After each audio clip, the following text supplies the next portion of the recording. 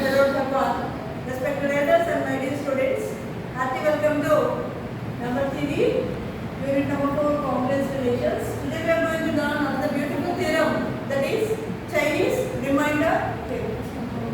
So statement: if n1, n2, n3, etc. n are relatively prime numbers, that is, what is the meaning of that? GCD of n and n equal to 1 for all I not equal to 10.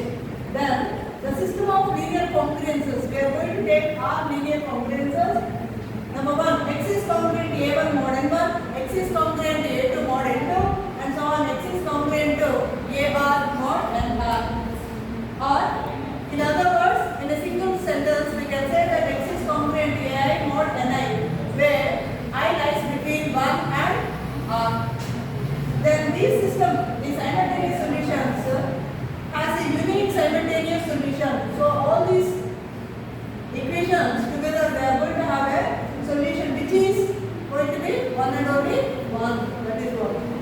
So what we are taking are n1, n2, etc. n are relatively prime numbers. The meaning of that GCD is 1, and we have taken R linear congruence relations equations. Then the system has a unique solution. That is what we are going to prove. Let us say n equal to the product n1, n2, etc. n. Now for each k I am going to define capital Nk. What is capital Nk? Small n divided by small nk. What is small n? Product of R numbers n1, n2, etc. nr. That I am going to write that as in between that nk minus 1, nk plus 1, etc. nr all divided by nk. Nk gets cancelled, so we get n1, n2, etc. nk minus 1. Next nk plus 1, etc. nr. So by taking different values for k equal to 1 to etc., we get capital N1 equal to n by n1, n2 equal to n by n2, nr equal to n by nr. Now what is n1? N by n1. What is n1? What is n? n1, n2, etc. nr. n1, n1 gets cancelled, we get n2, n3, etc. nr.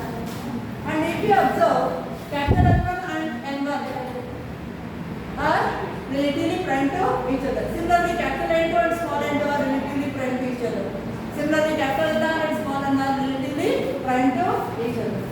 So, in other words, we can say in a single sentence, GCD of nk, capital Nk and small nk equal to 1 for all k equal to 1 to etc. r. And we know the beautiful theorem, that is, whenever Ax is congruent to B mod n, then it has a solution if and only if D divides n, where n, what is D? D is the GCD of A and n. Now consider this equation, nk times x is congruent to 1 mod nk. This has a unique solution by this. Okay? That is, nk into, instead of x, we can take xk, congruent to 1 mod nk, for all k equal to that. Now we are going to show that this has a solution. Let us consider it has a unique solution, all these together. That is the solution x turned out. I am writing it as a1 into capital N1 times x1 plus a2 into capital N2 times x2 plus etc. ar into capital nr into xn. So all this, it is going to be a linear congruence, given system of linear congruence. Together we are putting it as a one single solution. Now clearly GCD of capital Nk and small nk equal to what? 1. Therefore automatically ni divides nk for every I not equal to k, but therefore capital Nk equal to what? Simply ni we can write, because ni into q, because it is divisible. For some q belongs to h. In other words, because it is a product of this, so nk is congruent to what? 0. Because nk minus ni into q equal to what? 0. Okay, because there is no remainder. So that means nk is congruent to 0 mod n. Now what is x bar? X bar equal to what? The solution a1 into capital N1 into x1, a2 into capital N2 into x2 plus etc. ar into capital Nr into xr mod nk. So we can split that into sum of our congruences. We can write a1 n1 x1 times mod nk one, AK, MK, small x k into mod MK plus etc. AR, capital NR, XR, mod NK. Now everybody, because they are congruent, this is 0, this is 0, except this. Okay, I not equal to k. Only this term remains here. All others are going to be 0. So x is congruent to AK times NK xk. So what is happening?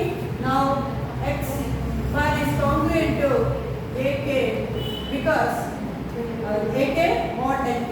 AK into 1. AK into 1. So in other words, we can say that xk is congruent to AK mod NK for all k equal to 1 to etc.